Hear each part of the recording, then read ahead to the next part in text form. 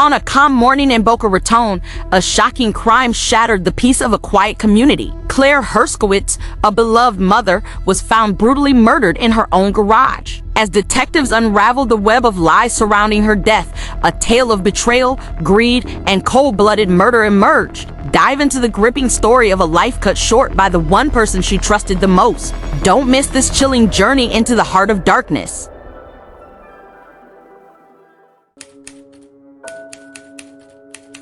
Claire Hirskowitz was born on July 12, 1976, in Boca Raton, Florida. From a young age, Claire displayed a natural warmth and charisma that drew people to her.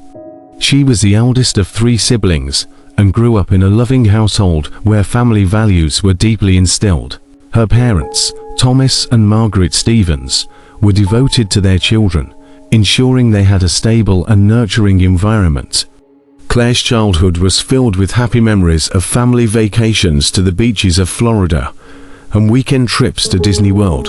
In her teenage years, Claire attended Boca Raton Community High School, where she excelled academically and was involved in various extracurricular activities, including the school's debate team and volunteer programs.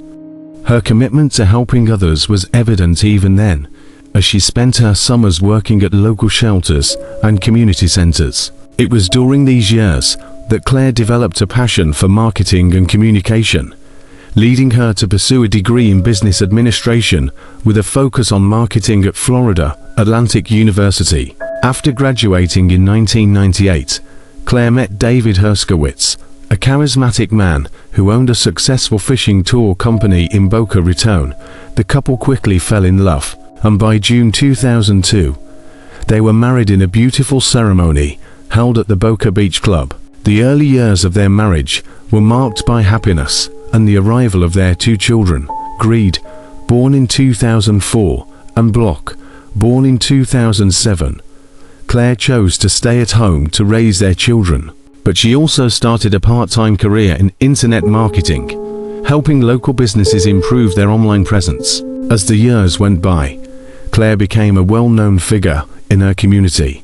She was actively involved in her children's school, Pinecrest School, where she volunteered for the PTA and organized school events and fundraisers. Claire was also an excellent baker and often brought homemade cookies and cakes to community gatherings. Her work in internet marketing flourished, and she became a respected consultant, helping small businesses in Boca Raton visibility online. However, beneath the surface of this seemingly perfect life, there were cracks. Claire began to notice changes in David's behavior. He became increasingly distant and secretive, often spending long hours away from home.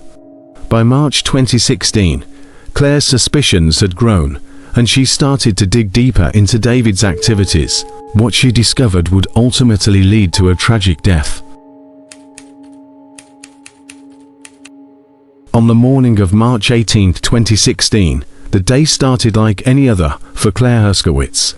She had just finished preparing breakfast for her children when she noticed her husband, David, acting unusually calm and detached.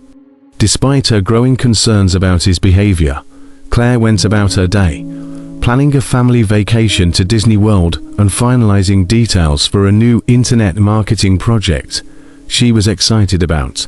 At approximately 8 a.m., Claire's neighbor, Mark Stevens, a retired police officer, noticed something odd as he passed by the Hirskowitz residence during his morning walk. The garage door was partially open, which was unusual for Claire, who was known to be meticulous about closing the garage.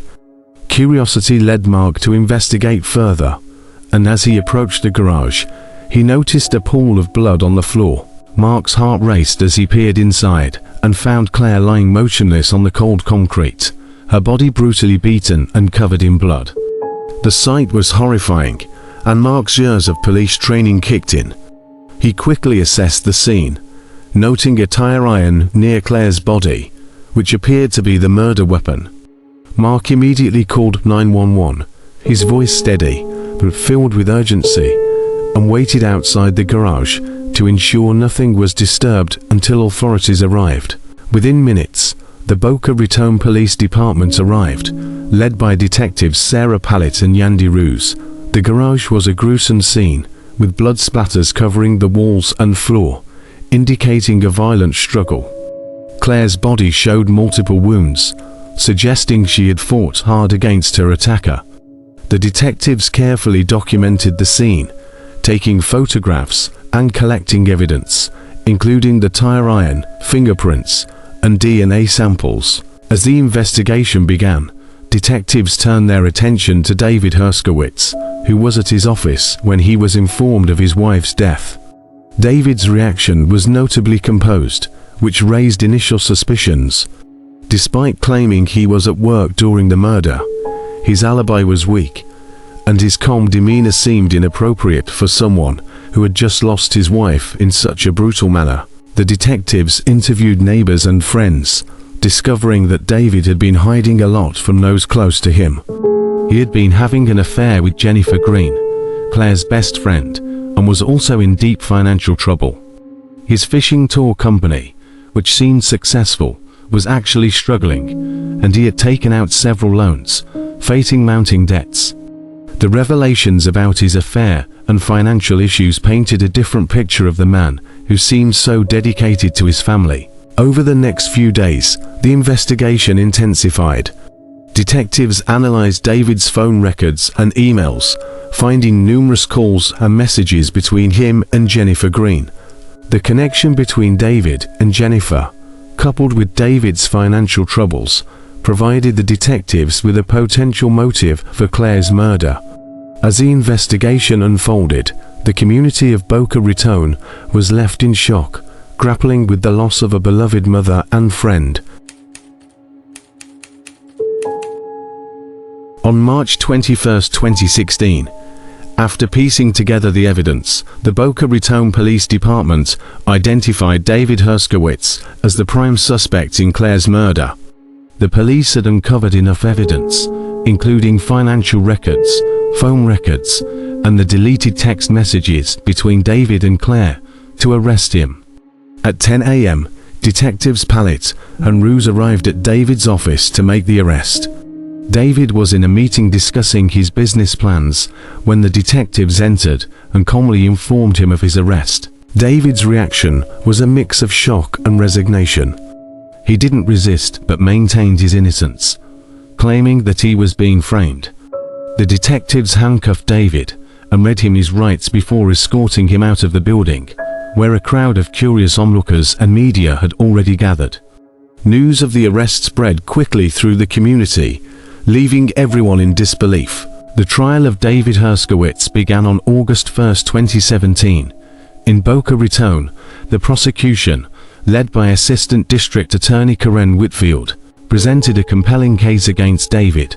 Karen highlighted the mountain of evidence against David, including the deleted text messages between him and Claire, financial records showing his debts, and testimonies from various witnesses, including Claire's family and friends.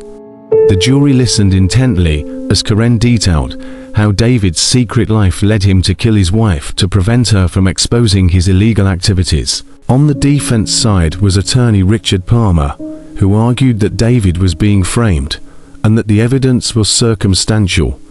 He tried to cast doubt on the validity of the text messages and suggested that others involved in David's illegal operations had more to gain from Claire's death.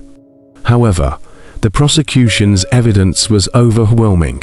After 3 weeks of trial, on August 24, 2017, the jury delivered a unanimous verdict. David Hirskowitz was found guilty of first-degree murder, illegal gambling, and sex trafficking.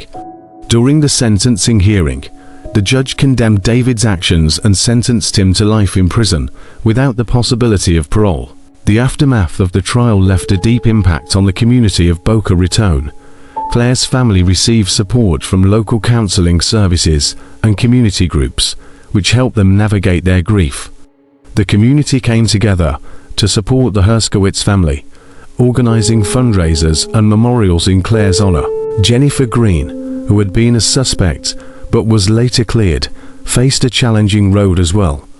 The revelation of her affair with David and its connection to the murder impacted her personal and professional life.